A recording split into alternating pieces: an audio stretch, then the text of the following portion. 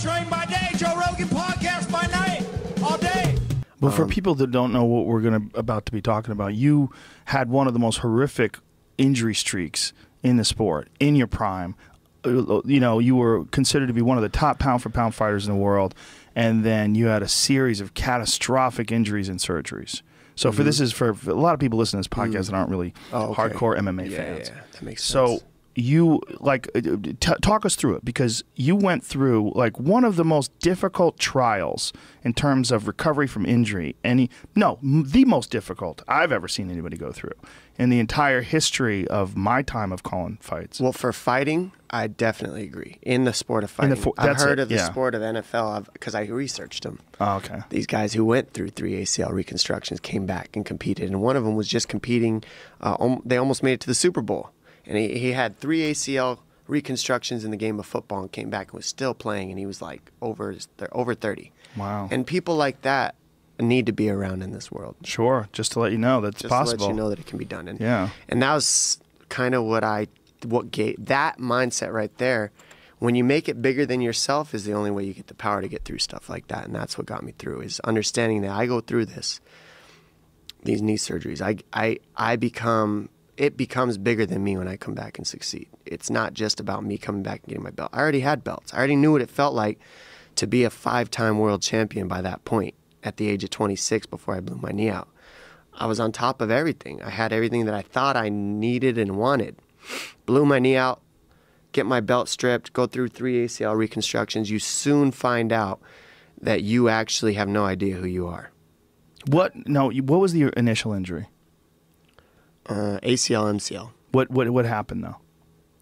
I was training while I was getting ready on The Ultimate Fighter back in 2012 or 11 for Faber fight. We were getting ready to compete at the end of the show. And I was training with a guy, and it was just a hard week. I mean, we were the first show that ever went live and was training for the fight at the same time, being tough. We're the first and only live show that they did. So that meant that while we coached, we were also going to compete at the same time. So, like, I had to do my fight camp while I trained the Ultimate Fighter guys simultaneously. So I was doing 4 practices a day, 2 with the tough guys and 2 with myself. And that workload was just insane. That was a hard training camp.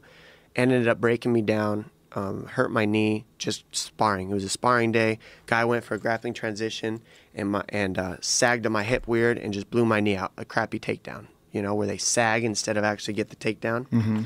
And it just blew my knee out. When I blew my ACL, MCL, I was like, it's all right, you'll be fine. I fought it. I almost literally fought the injury. Like, you're too tough, you're too strong, you're too young, you can do this. Let's go. Fought the injury meaning not get surgery and try to rehab Meaning it? you just heard what I just said. Like, it didn't happen. Mentally. Right. I did the surgery. That wasn't the problem, though. That's my point. The problem isn't if you're doing all the things right to get better. It's understanding that I didn't need to fight to be better. Giving up on it was when I finally got better. Understanding I didn't need fighting to be who I was. When you say get better, you mean get better emotionally, psychologically? Well, physically. Even physically. So you think physically, that I did not get better until I gave up on fighting the injury. And what I mean by fighting the injury is saying you'll be fine. You'll come back. Just keep training, keep training, keep training, keep training. And I trained, but in the logic that I was given with my with what I'm allowed to do, according to my physical therapist, Gavin McMillan. He would say, you can do this, this, and this. Don't push it. I wouldn't push it. I would do the things allowed. But I'm telling you, like, that wasn't the issue. The issue was surrendering. The issue was knowing that fighting was the only way I was going to be happy then. It was being able to compete was the only way I could find peace. Being able to prove that I was as good as I always was, even after the injuries, became everything that I was trying to do. It was just a nonstop fight to just get healthy. And I get through my second ACL reconstruction on the same knee. Then I blow my quad out before I was supposed to fight. How did you blow out the second one? You had the injury, you had it reconstructed, and then how do you blow out the second one? It's the same knee, and I was training on Christmas. How many months after the initial surgery? 6. So it's real recent. It's probably not 100% healed yet. It's not 100% healed yet. 9 months is supposed to be full strength. But 6 months is when you get to start pushing it to get ready to full. So now you're like 6 months, you're not allowed to do any kind of cutting. Cutting meaning side to side. No lateral movements. Right. Just straight down the line. Nothing risky. Keep your brace on when you trained out at a 6 month mark. They're like, take the brace off. You got to start getting the stabilizer strong. You can start testing it more. You can start doing things, but you still got to wear your brace when you do live scenarios. But you can drill without it. You see what I'm saying? Mm-hmm. So you're actually pretty strong. But now it's supposed to be strong enough that it's not going to tear. But that's when I had a cadaver ACL. Mm-hmm. So it wasn't as strong as it should have been at that 6 month point because it was cadaver tissue. My body did not adapt to the tissue as well as it could have. So now, do they do an MRI to see where it's at, or do they just kind of base it on how it feels? They base it on the end point and the stability of your knee. When they manipulate it? When they manipulate it at the 6 month mark. You're going in every 2 to 3 weeks for 6 months to double check with the doctor. I've had two reconstructions. Yeah. Well, I was doing that at Curlin and Joe. They were good doctors and they tried to stay on me, So you've had 2, so you know. Yeah. And at the 6 month mark, it's like you can push it, but you don't want to overkill it because you'll tear it. Right. So the second one, I wasn't overkilling it, but I was doing what I was allowed in my brace, and I made a cut, like a turn, and it just popped. And it just it wasn't anything like, oh, I shouldn't have been doing that. It was kind of like, I was boxing in my brace. I had it taped. I warmed up. I Were you stretched. sparring? I was doing drills, boxing drills. Just drills. Yeah, boxing drills. But you just pivot wrong. And And it just pops, and then Right. I remember sitting there, and the pain's very specific, Mm-hmm. and then it goes away too quick. That's when you know, because it's there, real hard pain, and then it goes away in like 2 minutes. Because the ligament's gone. It's tore, so now you don't have pain anymore, and I'm like, oh no. So I sit down, and I go, all right, my knee's torn, and that was when I hit like a real bad rock bottom on that one. That was like, oh my gosh. When I went to the MRI and got home, I literally called my friend and I told him to come over, and I pretty much just drank as much of a bottle as I could because I was in pretty good shape at that point. So it put me out. I passed out. I woke up in my porch with my head on the grill in the morning, just a mess. It was not pretty, but I didn't care because I was out for 9 months, Right. So everybody hits these lows. It's normal. What were you doing financially back then? Because that's where it gets rough, right? That's another part of it. I mean, us athletes, we all know,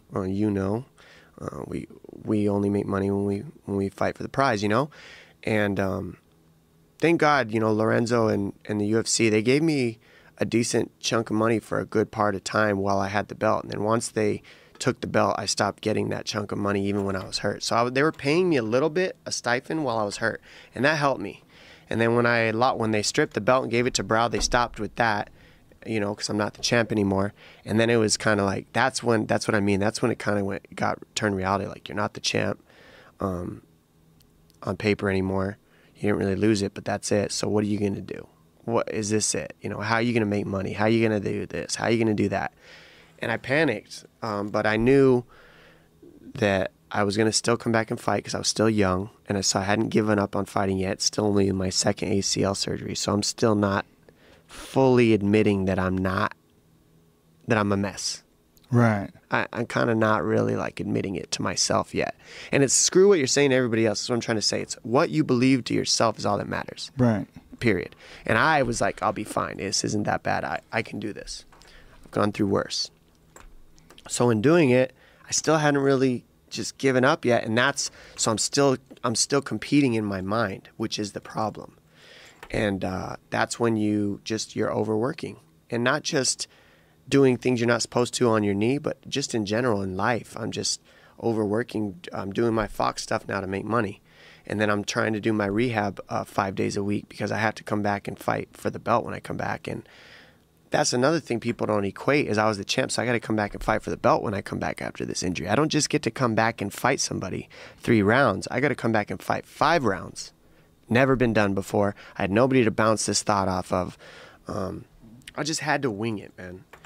And so I was. And that caused, I think, a lot of problems with me because I didn't have the mental capacity to deal with it at that point with all the things that I was doing. So I just kept grinding, and then I finally get back to health after the second ACL. 9 months goes by. All right, let's take this Barao fight. So I'm ready. I'm training in camp. About a month in, I have like a weird pinch in my groin. It turns out to be the exact same injury Daniel Cormier just pulled out of the fight for. It's the extensor tendon in your, or no, it's the I forget the name of there's a tendon in your groin area that pulls, and then you got to just rest it. I tore mine was a little bit worse. I tore the muscle, the quad muscle off the bone. So it like separated from the bone, but it wasn't all the way. It was just enough that I could still like think I was okay, but it would just fail on me occasionally. So I could tape it some days and it would be all right. Shoot a bunch of Toradol, which is for anybody who's curious, it's a legal anti-inflammatory. A lot of football players take it. Toradol? Toradol. It's I think that's what it's called. But anyways, it's a natural, or it's an anti-inflammatory, not a natural one, but it's like ibuprofen but stronger. And I would take that, and that helped. But it wasn't right. I remember I was sparring one day and I went to throw a right hand and my leg just gave out and I fell on the floor. And I wasn't kicking, I wasn't shooting, I just threw a right hand. And the feeling of falling because I threw a right hand made me know like something wasn't connected. Like it just didn't feel right because it just failed me. It wasn't like it hurt and I stopped. It just literally, there was no pain and it just failed. And I was like, something's way mechanically wrong with me. I can't fight mechanically wrong like this. And that was about 4 weeks out of the fight, 3-4 weeks out of the fight. Well, I had already done a month camp with this injury trying to tough it out. So my camp was rough. It was a hard camp. And I didn't want to pull out, obviously, naturally. So I ended up calling Dana, and this is one of the few phone calls I've ever had with Dana, unfortunately. And this is probably one of the times he remembers, is telling him, I'm sorry, I got to pull out. But I remember not wanting to have my manager call him. This goes back to how my mom put something in my head where you deal with this face to face or talking. So I called and I said, look, I don't want to do this, but I got to pull out of this fight. I need if you got any doctors, you can have them MRI me, whatever you want, but I'm telling you something's wrong with my leg. So he's like, okay, I'll do it. I got guys on it. We can't have you pull out now. Well, I'm sure you're fine. Check it out. Get the doctors check it. Yeah, your quad's torn. You can't fight. So the UFC pulls me. You know, Dana's naturally pissed, but then that slides Faber in there. Boom, Faber gets the shot with Barao, ends up getting knocked out in that matchup. But I pull out of that fight. That's when they strip my belt, and then that was the beginning of me giving up on fighting to an extent. And what I mean by that is, it's different than you think. It sounds negative, right, when you say that, I'm giving up on fighting. But it is actually the building point in my life where I finally let go of control. I always had this thing up to that point where I wanted to control everything. It's just something that I always had the gift of being able to do. This last one, after the 2 ACL reconstructive surgeries coming back, and then tearing my quad after that, I said, like, I don't know what else you want me to do. I've gotten through 2 ACL reconstructions. My higher power is God, so I'm praying at this point. I'm saying, I don't know what you want me to do. So you're talking to God, saying, yeah, like, what do I got to do? What do I got to do, man? I'm in this for reasons bigger than myself. I want to come back and show people that this can be done. I'm not the only one that can do this. Anybody can do this, right? I'm here for you, bidding your will, God. This is my talking. And no answers, no nothing. And I said, maybe that's the answer. I remember thinking, maybe that's the answer, is just, you might not ever fight again. Are you okay with that? And that was something that I never allowed my brain to even go to, ever, until all these injuries hit me. And I would have never been able to unless I went through all that. That was literally all the stuff, because I'm so stubborn and so just tough that I had to go through all that just to mentally say, okay, you might never do this again. It could have been after the first one I could have done that, but I didn't. When I did that, my health skyrocketed immediately. I just went to therapy every day knowing I was trying to get better, but I didn't care if I fought again or not. I focused all my energy in Fox and coaching the guys at Alliance Training Center to make them better. and try to make the team better, so that when and feed off the thirst and the hunger that those guys had to be the champion that I still wanted to be. And I decided that if I focused on Fox, focused on the positive energy of these guys at the gym, kept training them, kept my mind in the sport, my body will be there because my age is compliant with my body still. I'm still young enough that I'll be okay. So I just needed to get my mind wrapped around the sport, stay in it mentally, but understand that if I never have it again, that's okay too.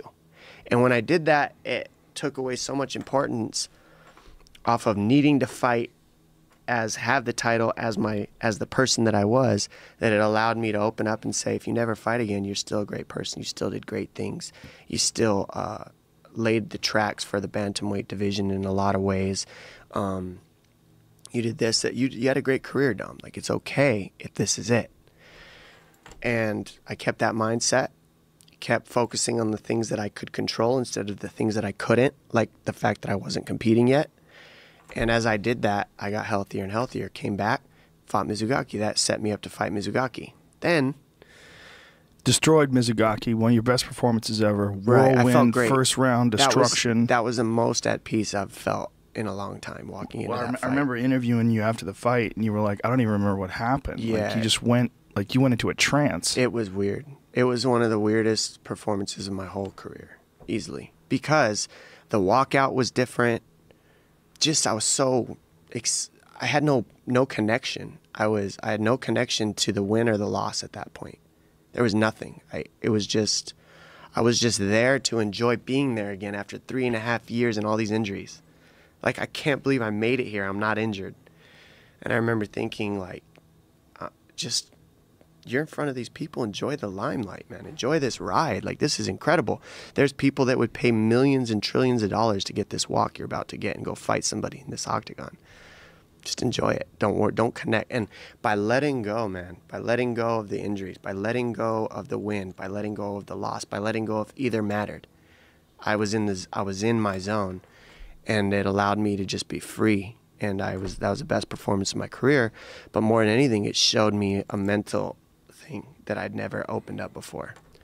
And it was letting go of the things that you can't control will give you actually more peace, because it disconnects you from what happens. So you feel like that peace was a significant factor in your body recovering, because the pressure and the stress and the anxiety, all of that was playing, it was wrecking not just your mental state, but also your physical state. 100%. Every piece of it.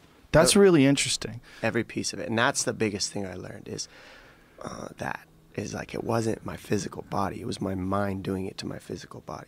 So it was initially a physical injury, and then it was the cascade of psychological issues that came with the physical issue that led to more physical issues. It was the cascade of trying to figure out why I was so sad with all these things that I earned around me. That I already had everything that I thought, like, when you grow up in a trailer like I did, and then you go to winning a GTR, the car you wanted since you were a kid, in a prize fight, and having a home that you bought with your own money that you never thought you'd be able to own a home in California because you live in a damn trailer park in Tucson, Arizona, it kind of like makes you feel like that's it, you know, like you've done crazy great things, and those were all just dreams to me, and they happened so quick. Like at 20, you know, I mean, I didn't get my house till later, but when I got those things, it's like why are you so, I was still sad is my point. Like I had my depression that was hitting me. And that's, so many people in this world are dealing with depression. Like, it's a huge catastrophic problem across the planet. And I definitely, it's in my bloodline on both sides of my family, and it's something that everybody, not just myself, deals with on a daily basis, I think, in certain people's lives. And that hit me very hard. And I didn't understand why it hit me so much harder now, after I stopped competing. Like, why is it so much worse now? Well, the reason is my body was used to the activity, just go, go, go. And what I realized is I turned off all my emotional, spiritual, and mental issues with exercise, to where I never, ever, ever dealt with them, ever. I only physically worked them out. So my physical was perfection. I'm a world champion monster killer, whatever you want to call me in your own respective mind, right? But emotionally, physically, and spiritually, I was a cricket. And I never understood that until I was hurt, trapped in my own body like a prison cell.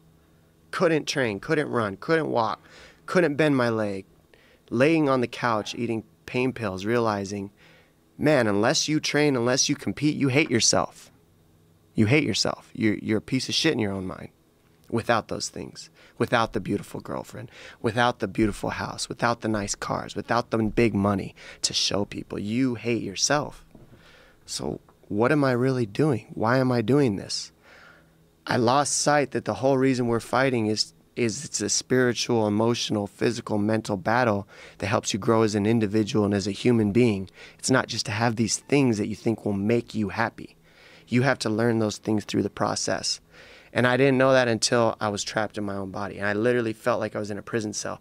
And I knew that wasn't right. We shouldn't be in our own body alone without people around us to keep us company and on a couch feeling like we're in a prison cell, should we? No, definitely not. No, we shouldn't, but I did for 3 years. So how did you get yourself out of it? By just accepting it? And there must have been some sort of a mechanism that you used. I have people that I talk to, professionals, obviously. Like sports psychologists? Sports psychologists, and then you got to get a psychologist in general to deal with the depression, whatever, when you hit your lows. Like, it's okay to get, if you're bench pressing 350 pounds, it's okay to have a little touch. It's okay to have a little spot here and there, Uh-huh. And then after you get a couple spots, now after a while you can do it yourself. You don't need the spot anymore. Mm-hmm. That's how I look at psychiatric help to an extent for some people, especially if they're battling depression. Sometimes you just need a floaty, and then you can take the floaties off after a year. Ah. You see what I'm saying? It's a mental floaty, and it's okay because we all hit low points in our life where it's unbearable. And you either allow it to continue to be unbearable and just deny it, or you deal with the task at hand and say, I'm a little low right now. I need the floaties. It's okay. I'll get through this. And then when you take the floaties off, you realize I only needed them for a little bit of time, and now I'm okay. I'm here. And that's kind of what it felt like. It's like I just needed a little bit of a push. I needed to get through this and learn some things about my own mind and understand my own emotions and understand that I didn't need all these things that I was thinking weren't real. It was me not being in control of my own emotions. Your own emotions are your choice. And I chose to feel trapped. I chose to be sad. I chose to feel like I was jack shit. I chose all these things. And it's like, you don't need fighting to be these things. You need to let go of fighting to learn that you are something without it. And that was actually a gift. It became a gift because I learned so much in life now, bigger than fighting. I look at the things that I went through as a gift because I have gotten the gift of feeling retired during my career. Who else gets that? Some people retire for 5 years, lose their freaking mind, end up in the bar, and come back and try to fight again 10 years later. With a weakened body. A mess. From abuse, yeah. Why? The mind, Why, yeah. though? Why are they doing that? They're not doing it because they're physically capable. They're doing it because they never dealt with their life away from fighting. Fighting was their life. Fighting is who they are. Fighting is their persona. So take away fighting, what are they? They're in the bar, drinking away what they're not. Instead of drinking, putting the booze down and knowing what you are without fighting, being happy with that chapter of your life and being able to live who you are. I've gotten to feel that. And now I can fight with a peace of mind knowing how good I am without fighting and how great I am with it too. And that's what this thing's about. All these fights, me attacking those challenges, coming back and winning and getting my belt back. That could only happen because I let go of control of the things I couldn't control.